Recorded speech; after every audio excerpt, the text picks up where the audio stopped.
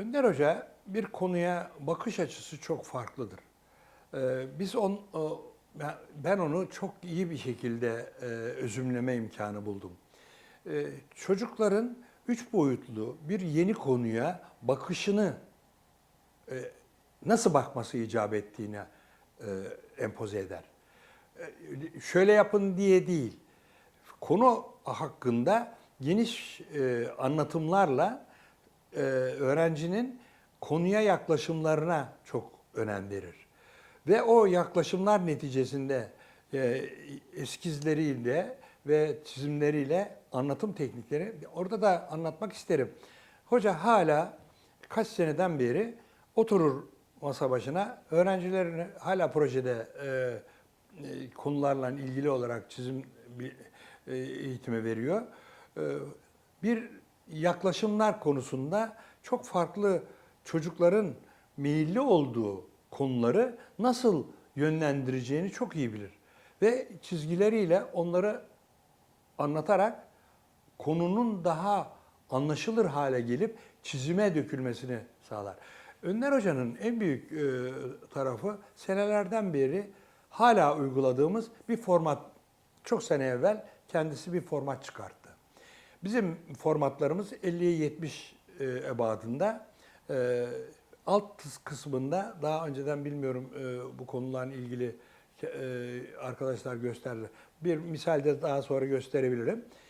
Bir paftada bir tasarımı mümkün olduğu kadar geniş fakat bir pafta içerisinde anlatma tekniği. Bu çok önemli. Çok sayıda paftalarla bir şeyi anlatmak olabilir. Ama mümkün olduğu kadar öz ve az olarak anlaşılır bir biçimde anlatma tekniği. Önder Hoca'nın bizde en çok etkilendiğimiz kısım bu oldu.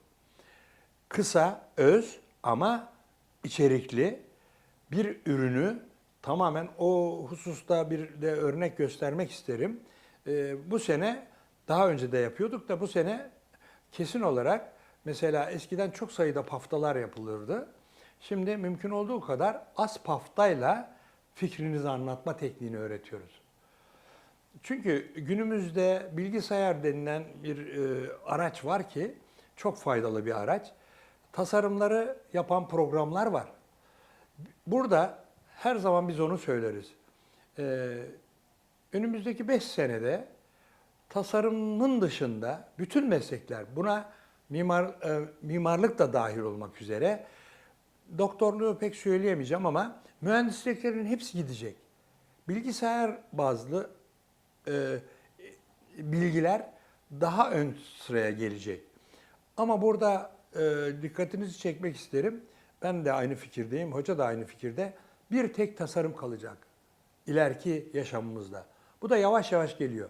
5 seneye kadar bu mesleklerin büyük bir kısmı yok olacak. Bilgisayar bazlı olacak. Yani bir mühendis bilgisini biz bilgisayardan alabileceğiz. Ama yeni fikrin gelişmesi baki kalacak. O bakımdan bizim eğitimimizde o yöntemleri uyguluyoruz ve başarılı olduk zannediyorum. Hele şimdi bu sene uyguladığımız modelle daha da başarılı olacağı kanaatini. Çocuk şunu öğrenecek. Geniş kapsamlı bir tasarım nasıl olmalıdır onu öğrenirken 14 haftalık çalışmamızda aşağı yukarı bir tasarımın A'dan Z'ye kadar neler olması icap ettiğini görürken bu bilgileri nasıl özümleyip bir haftada veya 2 haftada karşı tarafa anlatacak.